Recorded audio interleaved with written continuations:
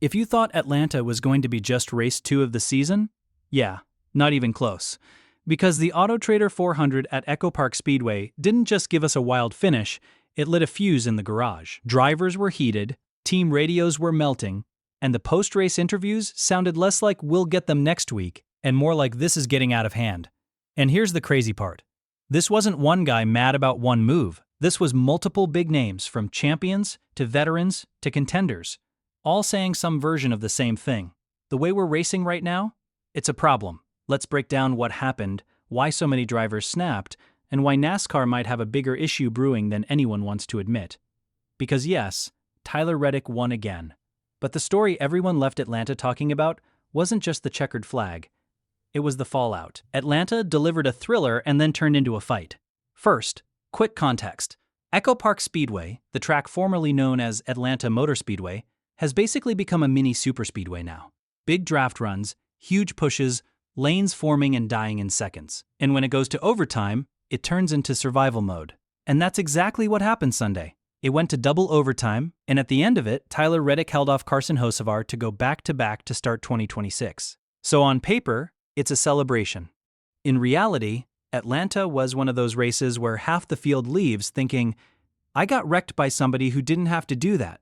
And that's where the anger starts. Kyle Busch detonates after getting wrecked. Let's start with the loudest quote of the day. Kyle Busch had his race ended after a spin and hard contact, and he was not in the mood to sugarcoat anything on the radio. Right after it happened, Busch summed it up in one line, the kind of line that tells you he's done talking politely. It's killed. Single car wreck. Effing cool. See y'all later. That's not frustration. That's rage. Then Busch gets out, goes to Fox, and puts a name on it. Noah Gragson. Busch's explanation was basically, I was out of shape trying to catch it, and he didn't give me a second. Busch said Gragson rammed me as hard as he could, and sent me spinning instead of just checking up for a second, making sure I was straight. That's kids these days. When Kyle Busch says kids these days, he's not talking about age, he's talking about driving standards. He's saying the respect is gone. And once one veteran says that out loud, it becomes a permission slip for everyone else to say what they're really thinking. And the wild part? Kyle Busch also praised the same guy who's at the center of the storm. Because if this was only about Busch versus Gragson, it's just normal NASCAR drama. But Atlanta wasn't one beef. It was beef stacked on beefs, and Kyle Busch himself gave us the first clue. A day earlier, Busch won the truck race, and he specifically credited his teammate for helping him close it out. Had a great teammate, Carson Hocevar, behind me. So Busch goes from praising Hocevar on Saturday to blasting kids these days on Sunday. Why does that matter? Because Hocevar is about to pop up again a lot. Christopher Bell gets run over and everybody knows who did it. Now we get to the moment that had the garage buzzing immediately. Overtime restart. Front row. Everyone sees the same thing. Carson Hocevar tries to squeeze a car into a gap, and Christopher Bell ends up in the wall before the run even settles. Bell's reaction afterward was telling, not because he screamed, but because he didn't seem shocked. Bell said Hocevar had communicated one thing, but you never expect anything, especially from him. That's what he communicated to me. You never expect anything, especially from him.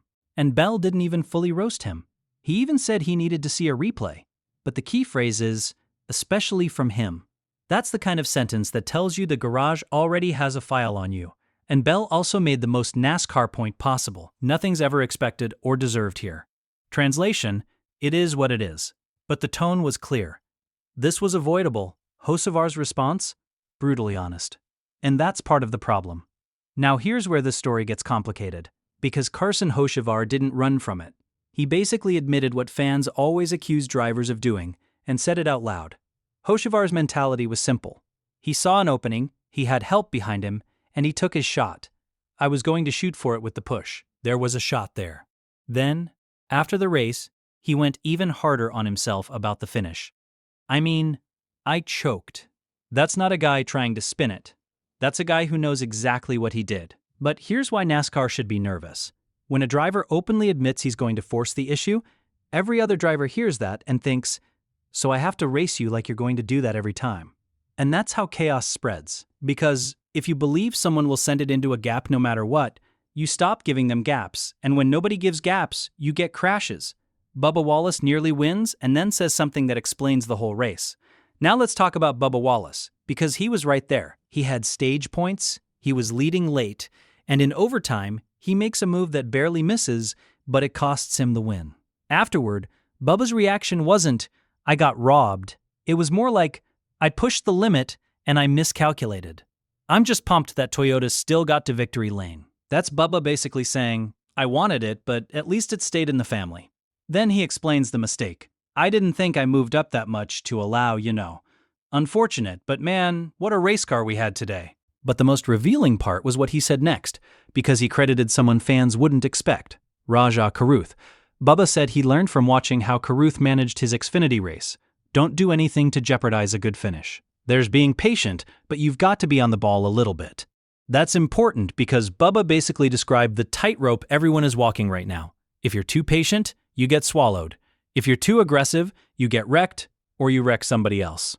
And if you're fighting for a win in overtime, patience disappears. So now you've got drivers trying to be calculated aggressive.